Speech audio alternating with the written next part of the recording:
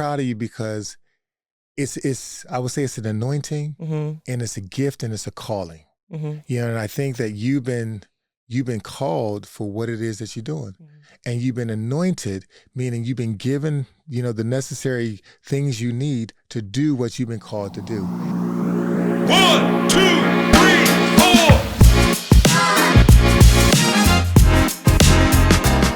What's up, everybody? Welcome to Beyond the Jersey, another episode. And today, it's a different kind of dynamic because I have my dad on. What? So I want to welcome my dad onto the podcast. Welcome, Dad. Welcome, baby. Thank you. Also known as Donovin Darius, Double D, probably some other names I don't know that people called you.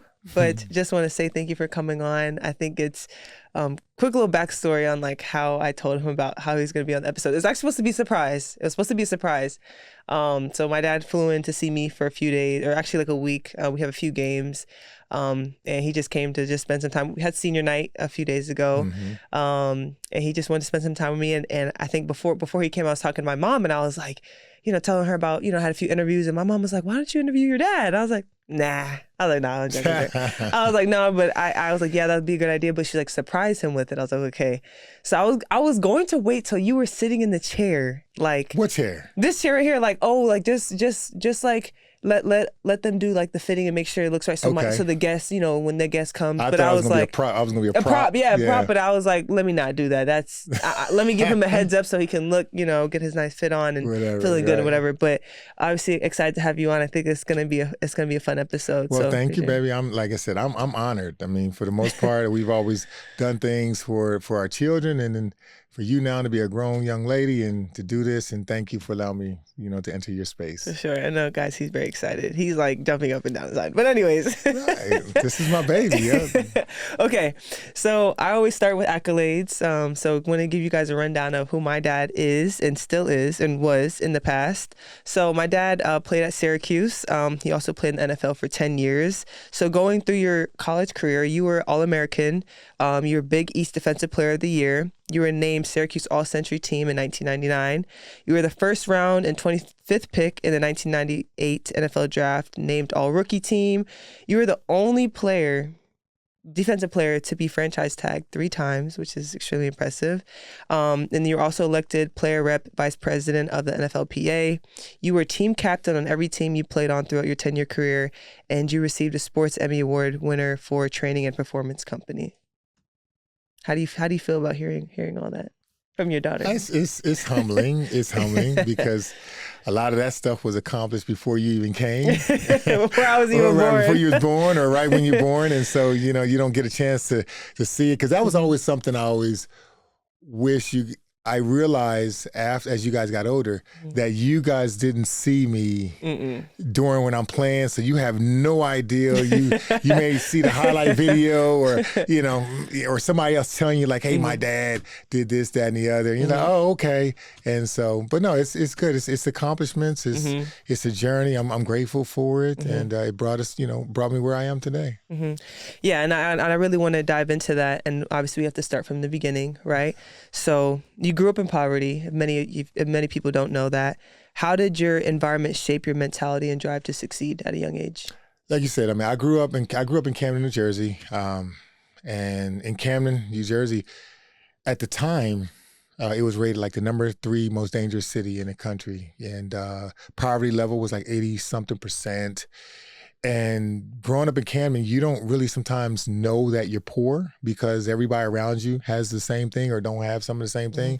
And when you walk out your house and you're looking around, there's not a lot of time, especially growing up in inner city, single mom who did the best that she could, raised 5 kids by the age of 23. And, dad who went to the military, came back with some issues and whatnot. And growing up in Camden, it was one of those things where you couldn't look in your environment for your inspiration to say what I can be, because all you saw a lot of times was the burned down houses or, drugs or gangs or this, that, and the other. And so how that shaped my mentality is I just knew from an early age that I wanted something different. I wanted to be better.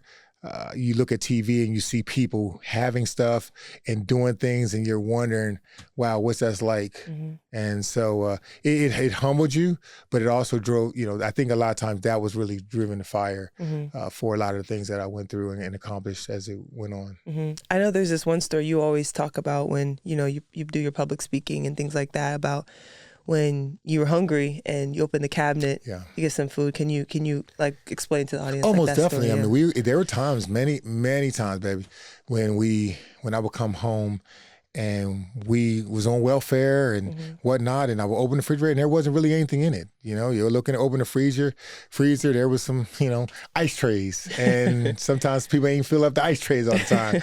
And you go in the cabinets and you don't really have a lot of stuff. And so a lot of time we borrow food. I mean, we go next door. Hey, can we borrow some sugar? Hey, can we get some ketchup? The first of the month come, you go shopping, and you go to Pathmark and you get all the food, and that's one of the best times as a family. Going the first of the month, going shopping and getting all the food and filling up your house with all that stuff. But just also knowing that come middle of the month, especially with 5 kids, end of the month, it's just kind of go away. And so, the struggle, I think, in essence, a lot of times builds strength, because you can sometimes, as you get older, you can learn how to be content. A lot of times people nowadays, because they don't have any struggle and they hadn't go through stuff, when things get tough, they don't have the strength to overcome it, because they're like, they always had stuff, but for us not to have, but have a mom that tried to do everything she could, that basically paved the way to see, no matter how much we had each other. Mm-hmm. So obviously sports was big for you. Obviously you had a great professional career, but what in your childhood was the moment that you knew like football was going to be a future for you, or had an idea that football could be a potential way out for you? Well, I always tell the story growing up. We had a Pop Warner's team called the Centerville Simbas in Camden, New Jersey. I went out to go try out for the Centerville Simbas. And at the tryout, we did all the drills. And I mean, I did really well. And then they said, okay, Donovan, go over to this blue tent over there. I'm going to go sign up. So I went over there, me and my mom. We went over there. And when we got over to the tent, the lady was basically saying, as we introduced ourselves, whatever, they said, okay, that'd be $35 to sign up for the season. And all of a sudden, at that time, I'm thinking like, all right, Mom, this is your time. Pull out your pocket, and give. But then all of a sudden, my mom grabbed my hand and we walked away. And as we walking away, I can kind of hear her start sniffing a little bit. And then we got in the car to drive away. I'm looking in the rearview mirror and I see her crying. And she was crying because as a parent, she wanted to provide the best that she could. And to know that she couldn't afford that. She couldn't give me the opportunity to go out and do something that I love and, enjoy or whatever. So I always tell the story. I never got a chance to play Pop Warner football, but sports was always a way that kept me. So since I didn't play football, I ran track. And my track career started in 2nd grade. We used to race each other before school, from this light pole to that light pole, and, to be the fastest in the school. And then, as that just kind of went through high school and stuff, it just kind of went. And then when I got to high school, when it was free, that was the first time I started playing football. Mm-hmm. So growing up in such a tough environment and not having, as many resources as maybe other kids had, how did you stay disciplined and avoid the pitfalls of growing up in a tough environment? How did you allow yourself to get to Syracuse and then go pro? Like, what did you do and how did you stay the course in Camden, New Jersey to make sure that you were, that you came out the other end of it and was able to graduate and then go to college? Well, I think number one, and this is to all, every child, whatever, man, I did the best I could at just listening to my parents, my mom, because she had my best interests. And I wasn't no perfect kid and I didn't do everything right, but I knew that my mom loved me enough and she kept us together enough. And I think our family dynamic, doing everything together, whether it was good time, bad time, whatever, that kept us, throughout the times that we had stuff and the times that we didn't. And so as I continue to get older, or even when I was younger, I knew that I wanted something different for my mom. So I always tell this, I tell this story to people that I remember I was 9 years old and my mom used to take us to church all the time. And one Sunday we was in church and the pastor was talking about, this vision and being something bigger than, and God got a plan for you and this, that, and the other, and how, God blessed us, everybody with some type of gift and talent and whatever, and, to help. And so after the end of church, I went over to the pastor at the end of church where they had a line, they were praying and talking to people. And I said, hey, Bishop Jackson, I said, can you pray for me? Because when I get older, I want to help my mom. You know what I mean? And what I thought was going to be a single conversation just with me and him or whatever, he stopped everybody in the church and said, Donovan wants us to pray for him. And so at that time, he prayed for me. And at the time, nothing really, I didn't hear the clouds rumble or nothing. But it was just something about that moment that after that, things just started kind of coming in place. Whether it was I was running track, I started doing better here, or we had coaches. You asked me about what was helping me, throughout that line.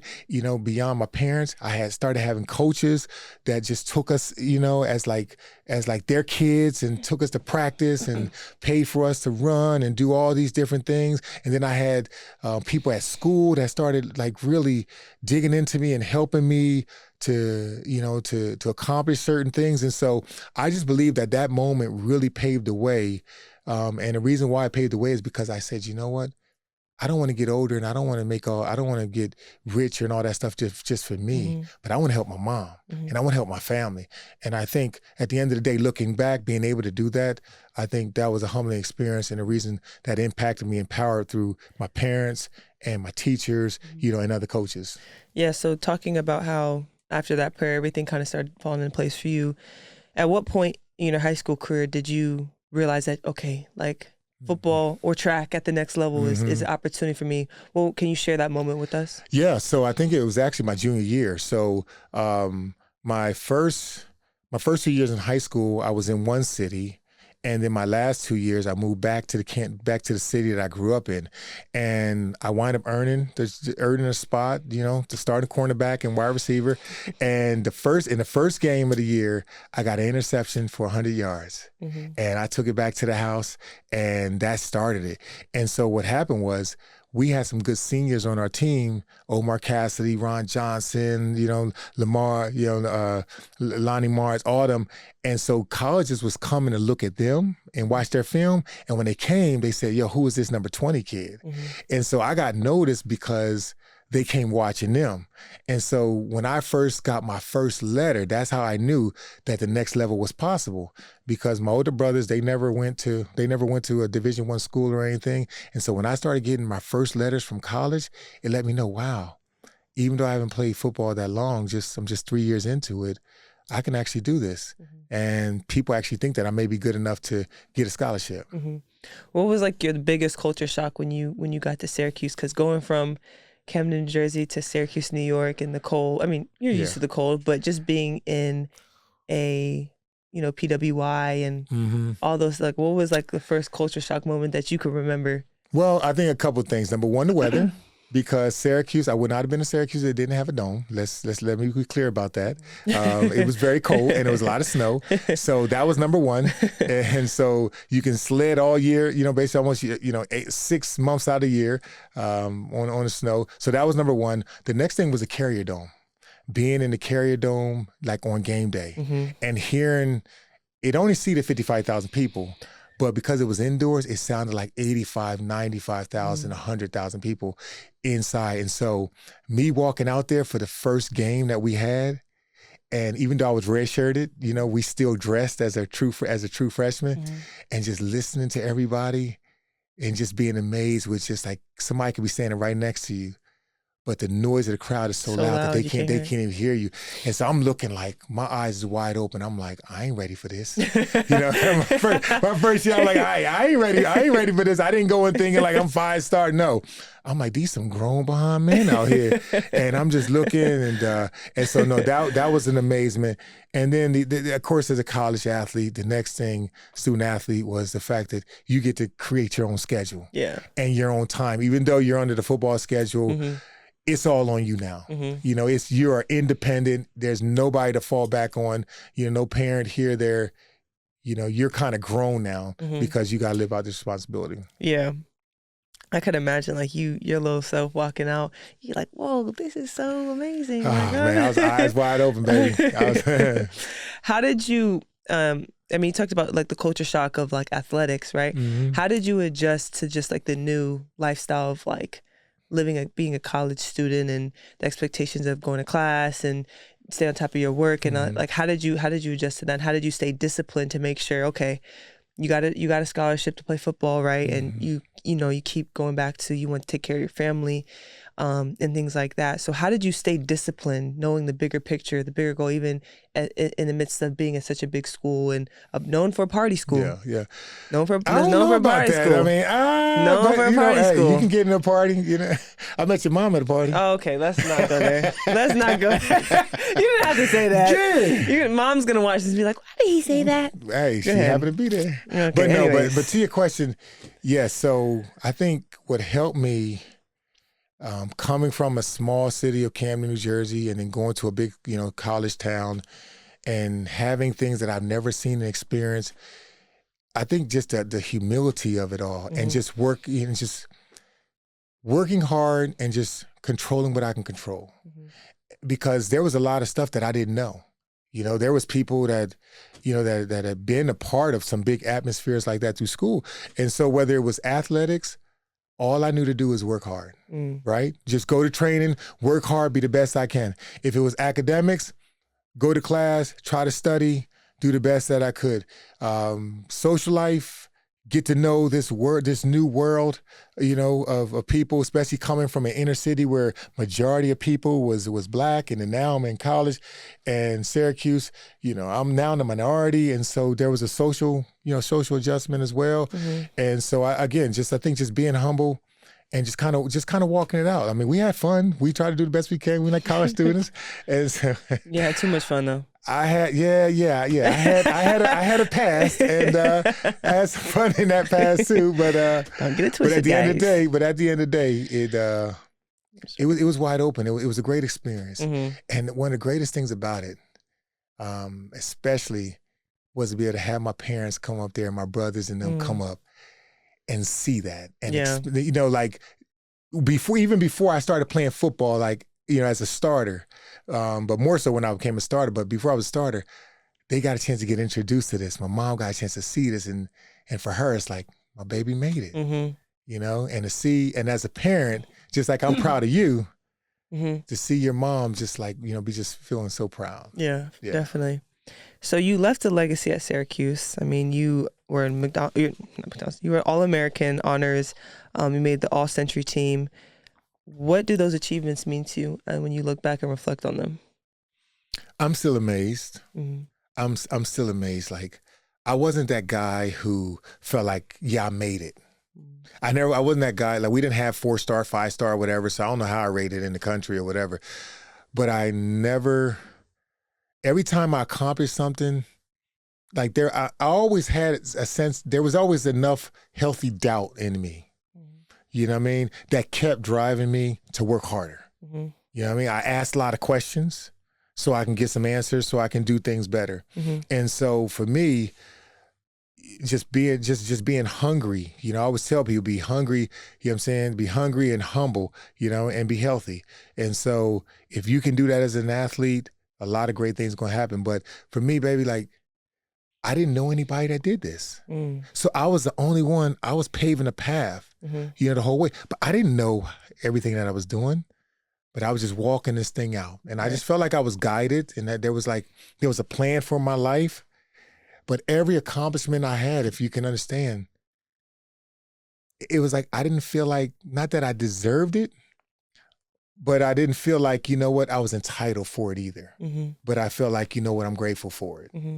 Yeah, I think that's healthy though, because I mean, who knows if you would have felt like, oh, you made it at Syracuse, if you would have even went on to go have such a successful career as a professional athlete. And that's kind of what we're going into now is, I mean, people know professional athletes make a lot of money, right? And so kind of talk us through what it was like going from poverty to touching life-changing money. Like, what was your first reaction and emotions that you felt when you received your first paycheck from the National Football League? Like, how did you feel and what emotions were uprising in you? Yeah, so the first thing I'll say is about like when I got drafted, for the team, and it was time to report on first day. Um, a lot of times athletes, they sign a contract and then they go out there, but I wasn't signed on day one. I mean, I wasn't signed on that day in the morning. Oh wow. But I told my agent I don't want to miss anything because we was going to have a rookie workout and stuff like that. That train, kind of reporting and stuff like that. Because I wanted to be a part of the team, like from day one. And so so they were going back and forth with the numbers in terms of my roster, my signing bonus and whatever. And so I got to the point where I was just told him, I told my agent, I said, I don't care where we're at. Tell them we're going to sign it and I'm going in. Because I wanted to report with everybody. I wanted to run that test with everybody. And so I signed for less than I probably could have. But for me, it was important to be accountable for my team, as we kind of, got things started. I don't want to get started with everything focusing on money, right? I wanted the main thing to be main thing. And so, you ask about like, how was that life-changing moment with the checks and stuff? Like that was, that was huge.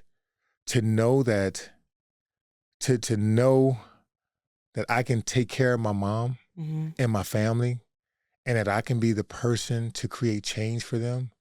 It was like, I felt like in my family, to a degree, I was the chosen one. Right. I was chosen for specific things for me to encounter, and this was my platform. And not only, me having my brothers while I was in college, creating an opportunity for them, but then now being able to play at the NFL level, that as soon as I got a chance to get signed, I already had the workings for my mom to come down to live, to have her apartment, to get her car, to basically do all those things that we want to do for our families, especially to show the appreciation, for everything they've done for. But yeah, I always have a saying, I love people and I use money, and not the other way around. And so I love people so much that I want to do everything I can to help them. And I felt that about my family and, the community and all that stuff. And I use the money, and we use the money to change lives, right? Create an experience. Like the fact that I got a chance to retire my mom, the fact that she got a chance to do whatever she wanted, the fact that I got a chance to just put her in the car and say, Mom, today, I want you to, get ready and just come with me today. And me and your mom, we ride her around, say, guess what, Mom? Today you get in your house. What? Yeah, I got 4 houses picked out for you. Whatever one you want is yours. And I got pictures and videos of that stuff. And see, those are the moments, those are the things that really pay the dividends and show, what, all that hard work, It's worth it. It's worth it. It's worth it. How did you also deal, I mean, there's always a great piece to that, the excitement and the gratitude from your mom, but I could imagine there's a lot of pressure that comes with being the chosen one in the family, and especially coming from poverty and coming from where you guys grew up. How did you handle the pressure of being the one that had the money, and people seeing you as someone that could just write a check and give them some money? Like, how did you navigate that throughout your career? So I think, they say, you're, as a professional athlete and even college, whatever, like you're at the table, and it's important as to who you put around, who sits at your table. And you want to kind of have people smarter than you at the table, or more wiser, or more experienced, or people that you trust at your table. And for me, when I got to Jacksonville, that persons was my cousin Oliver Hawkins and his wife, Gloria Hawkins. They were the ones that embraced me when I came to Jacksonville and when I was in college for a bowl game in Jacksonville. And then when I got drafted, they were my cousins through my grandpa. They embraced me as well. So he was a strong Black man, working, taking care of his wife, his kids. I got a chance to see that. He was professional, working for Vistacon. And so I saw him in the corporate world. So he got a chance to take me different places. So I got a chance to partner up with a mentor who had my best interest, who would give me guidance, tell, more, where he lived at, where he was getting his house built. I got my house built by the same people. And so what I did is I attached myself and drew to people that I knew had my best back, and people that was going to help me and support me. versus, just want something from me. And so whether it was, my cousin Oliver, or whether it was other people that he introduced me to, that really kept me guided in an area, in a territory where I didn't know much. Right. I didn't know much, but I asked questions and I drew around people that did have the answers. I think a lot of people talk about when they finally make it and able to make a lot of money and retire their family, that there can be some complacency when you get to that level. Did you ever experience any doubt when you got to the league? I mean, I know you talked about how you had some self-doubt, a healthy amount of self-doubt, but now that you're at the big leagues and you made it, did you still experience doubt being, a top pick in the draft and, you retired your mom and all rookie team? Like, did you still experience self-doubt even after those accolades? Oh, most definitely. Oh, most definitely. And I think when I say it was a healthy concern of doubt, but it was also, looking back at it, it was a healthy appreciation, for the blessing and the opportunity that I had, which meant this. I felt like each year I needed to earn the right to be on that field. Even if I had a contract, even though I was a first round draft pick, I felt each year I had to earn the right during the off season, training camp, and during the season to be on that field. So what that did is it didn't allow me to focus on what other people was doing and how other people was doing or what they weren't doing.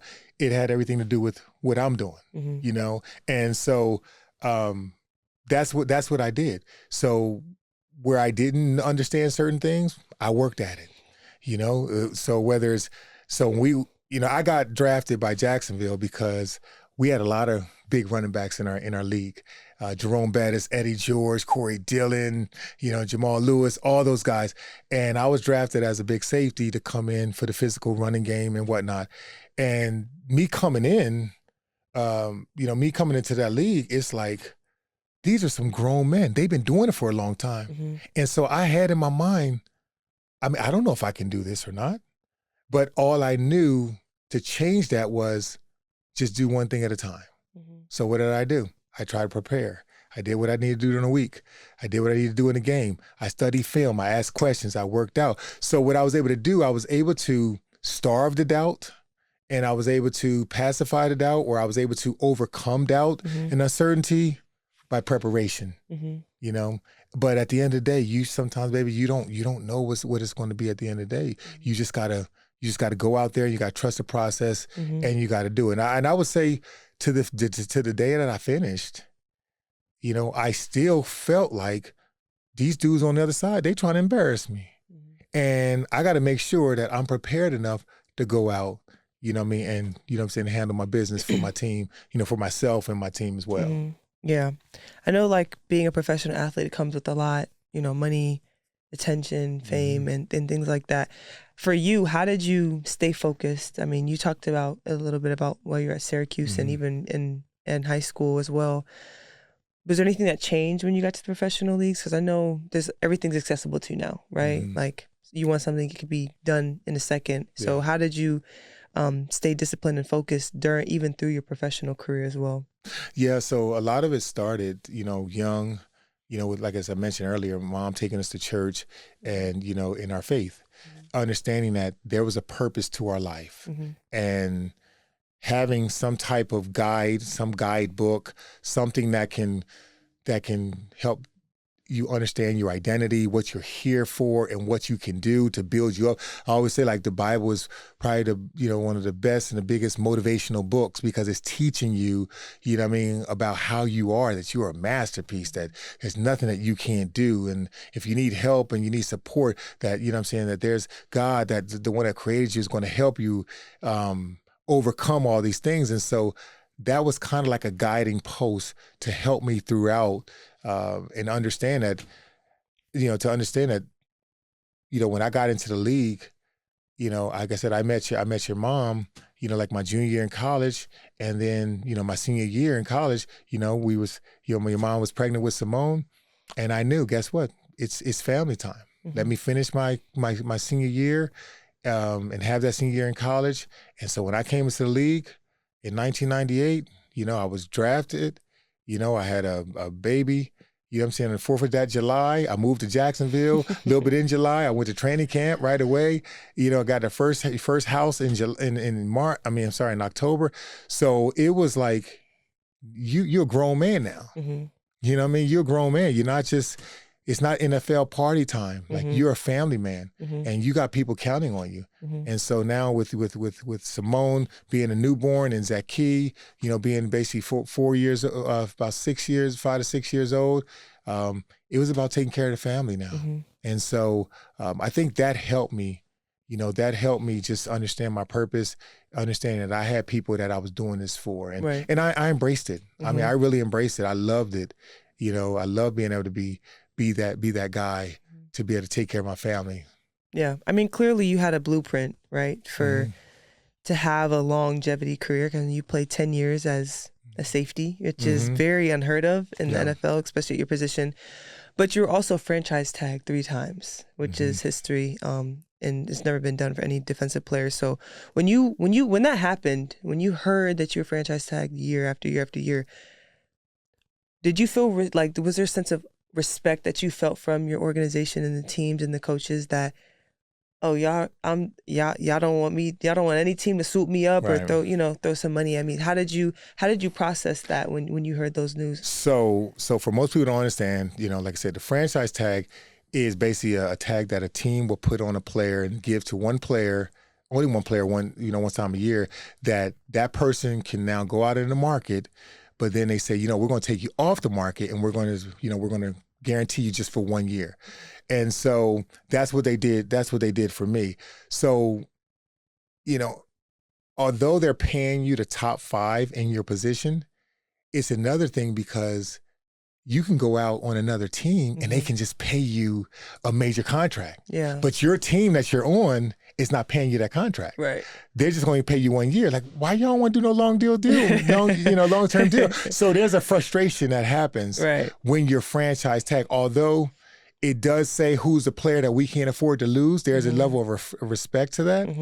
There is another level because you understand, another side of it because you understand that in this 1 year, if I don't play as good as I'm supposed to play, or my team don't do as well, or I get hurt, then at the end of this year, my market value is really low.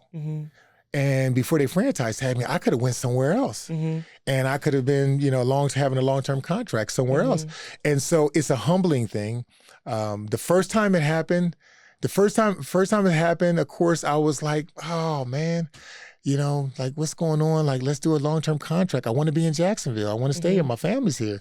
And so I went through, that off season. I went and worked out on my own and whatnot because they were saying, Donovan, you're not this, you're not that. And you can't do this, that, and the other. So I went and worked out on my own. So after the first year was done, I got to the last game. I was like, yeah, baby, I'm free now. Market, here we go.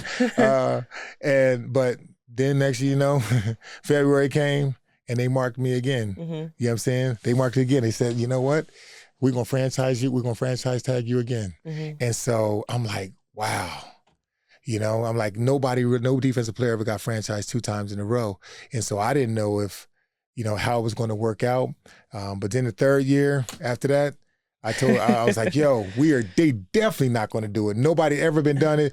And they did it again. They did it again. But I always say, here's the lesson in that, especially even as believers. Here's a lesson. I wanted a long-term contract to almost secure to be my security. The contract said 5 years, 5 years. It says this amount of money, it's going to be this much money.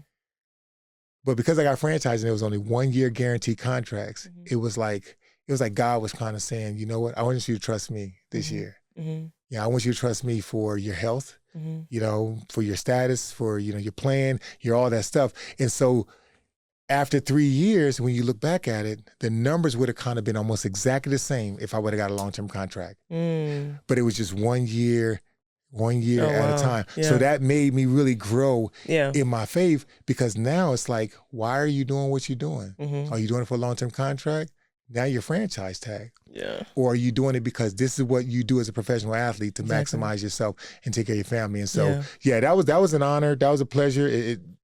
Because the Jaguars, basically abused it. They changed the rules, so nobody can do that anymore. You can't be franchise tagged 3 years in a row. But it's amazing. Like, I'm a dude from Camden, New Jersey. Never played football hard in my life, and I'm getting franchise tagged. I'm in the league. Like, so I don't know if you can understand. Like, even though I accomplished a lot, it was the grace of God, and just I'm still amazed when I look at stuff like, wow, that's me. You really did that. Yeah. What would you say is like the proudest moment that you had in your NFL career? The proudest moment, wow, in my career. Yeah, let's see, proudest moment. Well, I would always say, well, it was one game we went against the Pittsburgh Steelers, and they had this running back up there, Jerome Bettis, and he was a beast. And he was big, 6'2", whatever, 250, 60 pounds. And they used to call him the bus. And this dude used to run people over. And like a school bus, he'd carry people around. And we got up there, and first half we played against him at Three Rivers Stadium. This dude was running all over the place, doing Heisman poses. He was doing everything. And we got to the locker room, and we were losing at the time. And I remember sitting in the locker room and just listening to all the other guys talk about how we're doing and complaining and this and the other. And then I was like, I heard something in the back of my head. So like, you know what, if you want this thing to change, it got to be you. And it was an aha moment, because I'm thinking to myself, wait a minute, I'm only a rookie. You know what I mean? Or this is my first year, or he's this big, or this, that, and the other, And then so all of a sudden at that moment, I got up, I went in the bathroom, I looked in the mirror, and I basically encouraged myself, said a couple words to myself, and went out the second half.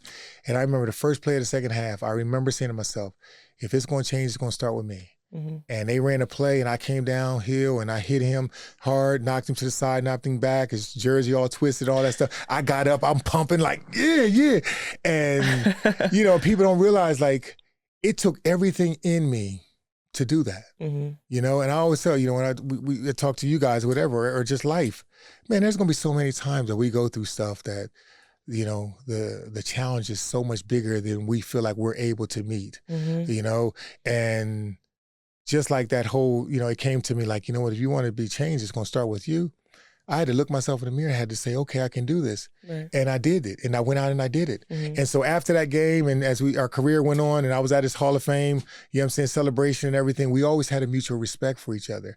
But he didn't realize that that was a pivotal moment for me, that I had to go against whether you call it your demons or your doubt, or you had to overcome certain things, and you had to really step up and say, you know what, guess what? There's greater things in you than you even accomplish. You're stronger than you think. Right. You're smarter than you think. You know what I'm saying? You can do more than you believe you can if you just go forward. And so I would say that that's probably one of my most proudest moments, as a player, especially early in my first year. Yeah. And I mean, I think too, a lot when you think about a professional career, just any career, injuries play a big role in that, right? And I remember as a kid, what was it? What house? It was the house I grew up in. I'm not gonna say the name because I don't give it out. But in Jacksonville, and I remember you was scooting around on your little scooter. Yes. And I remember one time we got in trouble. I don't know what we did. We got in trouble. Did you kick my scooter down? No, I didn't kick your scooter down. But I remember we got in trouble, and you was like, Dom, Simone, Rachel, Zakita, and you was on your scooter, like, right. And we was like, oh no, Dad gonna find out. But I still have to say, like, I remember seeing, like, I was too young to understand the magnitude of, like, I knew Dad was hurt, but I was like, Dad is just on a scooter, like, he got a little cast on his leg. I don't know what's going on. But I guess now that I'm older and I understand injuries and how that can play a role in your mental and just like the trajectory of your career, how did you deal with injuries? And especially you had some season altering injuries, right? So how did you handle that? And how did you get through, what did you tell yourself when you were doing rehab and just going through the process of trying to get back on the field? Because that's ultimately what you just wanted to play football. Yeah, it's interesting because the average career in the NFL is 3 years. And that just means there's a lot of guys that's playing, there's a lot of guys playing less than 3 years, and there's other guys playing longer. And you don't know what the secret sauce is exactly, to playing a long year, And so when you get hurt in your career, you think like your first thing is like, man, is this going to affect me? Am I going to recover? Am I going to be better than I was before? Am I going to be just as good enough? And so there is that there is that doubt that comes in, and there's things that you got to overcome from there. But I know as I played, I fractured my hip one year. I had shoulder surgery the next, like my first year.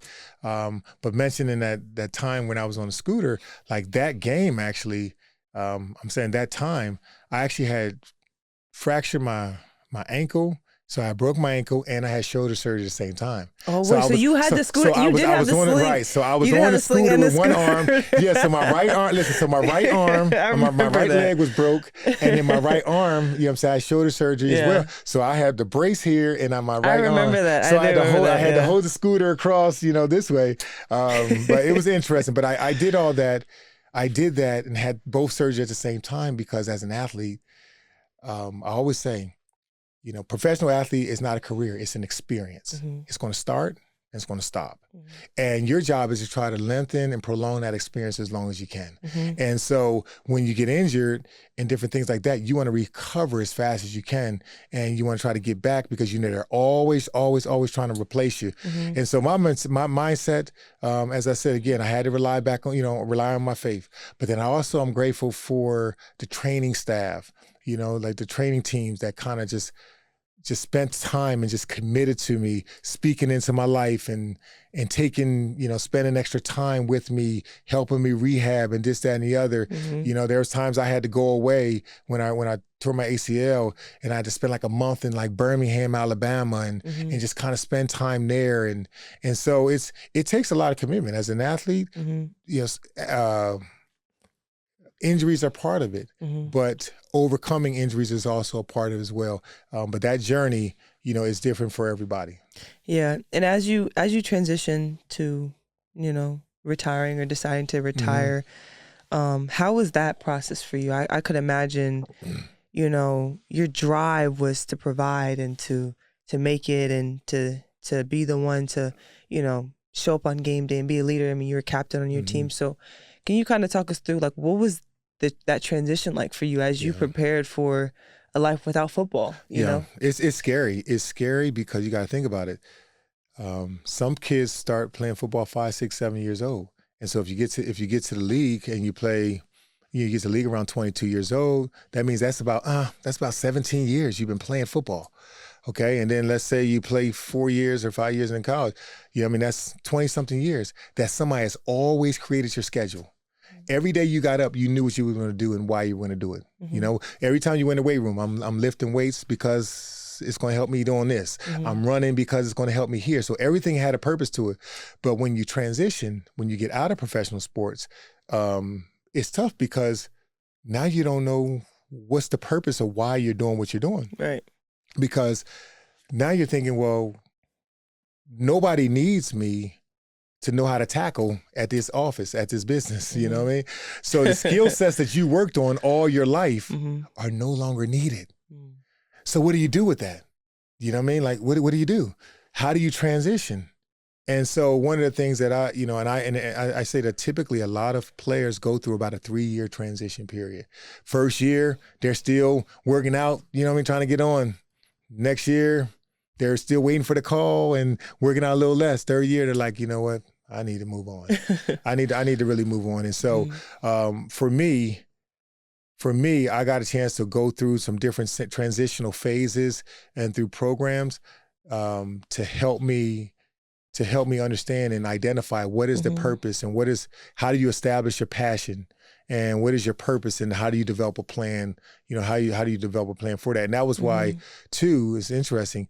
After I transitioned, about 3 years after that, I started working for the NFL as a transition coach, helping guys do exactly that, transition in and transition out, so that they didn't feel as limbo phase and as nervous as you can feel when you're coming out of something and you're like, I don't even know what to do. Right. There's no job going to pay me 7 figures. There's hardly any job going to pay me 6 figures just coming out of the league. So what do I do? Where do I go? And so to have people help navigate you through those processes was necessary. And that's why when I was doing that stuff, I loved it as a transition life coach. But everybody experiences that. People in the military experience that when they transition. People from college experience that. But it's tough for everybody. But having people around you really helps you when you go through it. So would you say like you kind of found your purpose after playing with mentoring young guys in the league that are rookies, or even, you know, as you were more removed from retiring, that you helped other guys transition? Would you say that was like your newfound purpose for you? And then on a follow-up question would be, what was it like to talk to those guys and mentor them and to help them, you know, navigate being an NFL, you know, pro, but then also transition into regular life compared to the NFL? Well, like I said, it was always rewarding.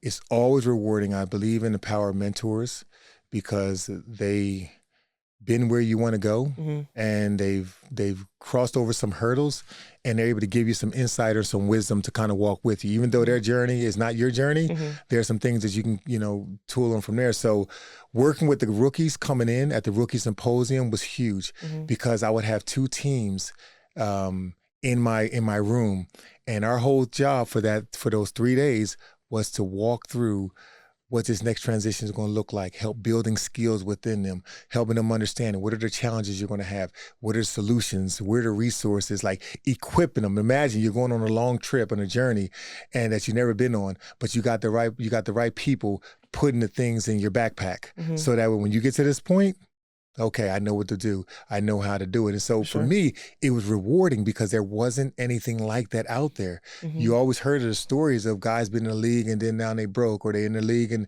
you know, now they're over here and nothing's happening. But to be a part of that, you know, that bridge for them was huge. And then so we worked with guys coming into the league, but then we also worked with the players and their wives leaving the league as well. Yeah. And so that's powerful because now you got this woman, you know, this wife who's been going to bat for you the whole time, and she sees this man who's very unsure now. Yeah. And to walk and to build him up and to build her up on how they can work together to conquer or to establish what the next steps are, that was huge. And so being that mentor and transitioning through, that was, like I said, that was some of the most rewarding things that, you know, we can have, you know, that I got a chance to experience, was reconnecting guys back to their purpose, their passion, you know, and developing a plan for their future. Yeah, I mean, you mentored a lot of young men, and I know a lot of your prior experience from football and just life in general that you try to pass on to them, you did. What would you say is something that you try to pass on to your kids as well from your experience in your career? Something I passed on to you guys? I want to ask you that. Oh. I want to ask you that. So we're going to say, from my experience, from our experience, what is something that you feel being an elite athlete that you felt that you learned that I shared with you? I would say it's not even, I would say, obviously, I think people say I'm your kid. Like, when people say, they're like, you're your dad's kid. Like, you know, when they see me, they see you, and they see you, they see me. But I'm not even going to talk about athletics because I think, I wouldn't say it speaks for itself, because not all the time you get the genes or you get the drive from your parent. But I would say I do have that, luckily. I would more so say, like, off the field, off the court, I would say your willingness to help people is something that I saw growing up. And I remember you had me and my sisters, he had us outside a mall selling chocolate. Mind you, I'm not saying do you remember why we were selling the chocolate? Yeah. Okay. And I'm not saying this at all to brag, but we were living in a really big house. And I'm like, Dad, why are we out here selling chocolates and for $1? Like, what do we? And I remember why. I think it was to pay or to give back to, was it the church or? Yeah, it was like homeless people. There was an organization that was there. Yeah. And so whatever the money you raised, you know, that we raised, we made, I wanted, you know, we would go there and we would give. But I just think that in itself, the principle of it don't matter where you live, it don't matter how much money you have, it doesn't matter what you have or don't have, you still serve. And I think that's kind of why I am the way I am today, is because you installed those characteristics in us at a young age, that we saw our professional dad, that we didn't see you as a, 10-year career. I mean, we're your children, so, you know, but now as I grown older, you you made a lot of money, you had a lot of success, you were able to provide for your family, and still even then you thought about others. You wanted to mentor other people or pick up calls or help your mom or help your brothers and your sister. And I think that is what you passed on to me specifically, and something that I take a lot of pride in. And I mean, that actually goes into my next question with the advocacy work that you've done with the NFLPA and even the Legends community. And it's actually funny because I'm asking you a question about me. How does it feel to have a daughter that's now like the president of a player association? And how do you feel about that? Because I know, and mind you guys, I didn't know that he was the vice president of the NFLPA till like not even like a year ago. I didn't know that, and I think to find that out, it's kind of like, okay, well, apple doesn't far fall from the tree. I was just about to say that. I mean, I'm honored, baby. I'm honored, and I'm so proud. I am so proud, because as a parent, there's several different type of parents you can be, ways you can be. I never wanted to be a passive parent. I wanted to be a proactive parent, because I seen it in my mom. And my mom used to do a lot of advocacy work, picking up people from the Salvation Army to, veterans of foreign war, and just giving clothes or whatever. And so she did those things. And so we always saw that no matter what she had or didn't have, she was always trying to help somebody else. So she ingrained that, in us, and that's what we knew. And so my life of service, I got a chance to do so many things and help so many people. And so to see my daughter, to see you doing this, and it came out naturally, whether you knew I did it or not. Yeah. And like you're going through the process, and I'm like, yeah, baby, I did that. I did that. And you're like, oh, I didn't even realize it. And so, like you mentioned, the apple don't fall far from the tree. And I'm just so proud of you, because I would say it's an anointing, and it's a gift, and it's a calling. And I think that you've been called for what it is that you're doing. And you've been anointed, meaning you've been given, the necessary things you need to do what you've been called to do.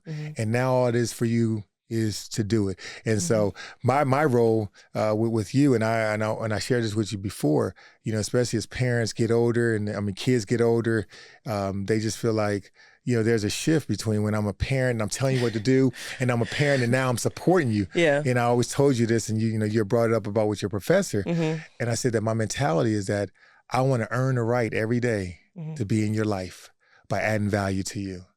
And the more I do that, the closer that we'll get. We'll exchange, life, we'll exchange moments. I'll be able to support you and this, that, and the other.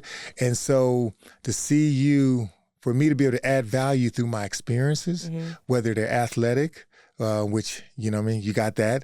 Whether they're, intellectual, you got that. Whether they're advocacy or activism, you got that. And then, for the beauty, you got that. Lord. So, Mom gonna say that I got my beauty from her. Of course she is, but you know what? She gonna say a whole lot of stuff. But yes, she gonna watch this and be so mad. But I'm so proud of you, baby. Like the sky's the limit. It's amazing. Like when you're doing these things, and you probably seen it this week as you're doing these things, and you guys are about to embark on one of the greatest things, for women's basketball. And I'm watching you. It's like, I just want to keep equipping you and I just want to give you everything that you need so that way you can be successful. So I want to shrink the timeline and just give you the wisdom so that way you're flowing it out. I want to remove the stress and just give you the production, the production and let the execution, but you got to walk out your journey. And I'm so proud of how you're doing it. And as I always mention, baby, like, God has so many great plans for you, and you're accomplishing those things one step at a time, baby. And so the sky, they say the sky ain't even a limit, man. It's just unlimited for you. I appreciate that. You're going to make me shed a tear. No, just joking. As we wrap up your interview, I want to ask you some fun questions about your career, about me, just some fun questions. So if there was one player you looked forward to playing, who was it and why? I would say Eddie George. Eddie George was he was like Zeus as a running back, man. 6'3", 6'4", 245 pounds. I looked because of the challenge, because of the challenge. He was we had a lot of wars, a lot of battles. And so going against competition that really raised your bar, raised your level of execution, your team really depended on you, and you went out there and you did it. Whether you won or you lost, you can look back at the film and you can say, you know what, I tried to do the best that I could. And so I would say Eddie George was definitely one. And then, as I mentioned, Jerome Bettis, the other running backs. I mean, he's already running backs, man. We just clash all the day. But yeah, I really respected them. Still to this day, respected them the most because they brought so much out of me. What's the biggest trash talking moment you remember? Did you ever clap back? Trash talk, man. It wasn't really trash talking. But I played against it was a wide receiver. I ain't gonna say his name. He played for this team and he was on steroids. Dad. And so no, I'm serious. And so he had to block me one play, and he blocked me, and he came in from the outside and he hit my knees. Yeah. You know what I mean? And I got mad at him, and I was like, man, like hit me in the face like a man. Like I was like, it was like man to man. Because I'm like, you doing all those roids and they ain't doing nothing for you. They ain't doing nothing for your heart. You know what I'm saying? Oh my God. They doing everything for your muscle. So I wasn't a big trash talker. Like I let my I speak. Let your actions speak so loud that you don't have to hear a word I'm saying. So I let my pads do the talking. But when it came time for me to, when it came time for a big hit or for me to execute, like I was excited. I would let out a sound, whatever it may be, or grunt, or just. And it was a confirmation to me that, you doing this thing. Yeah. like even as I sit here right now, I'm thinking like I can think about some of these plays and some of these hits, and the eyes start to come in and get into focus, and you just get in the zone. Good thing you ain't got no pads on, baby. You be done. Okay. If you remember, who had the worst pregame music in the locker room? I think I did. Well, I think no. I mean, I'll play classical music. Oh yeah, you did say that. Yeah. So I mean, it wasn't worse. Dudes was not. Probably it wasn't worse. That. No. So okay. So I played a combination of different music. So I had gospel music, and I had classical music, but then I also had like some punk rock music. Like it was like what was the name of the group?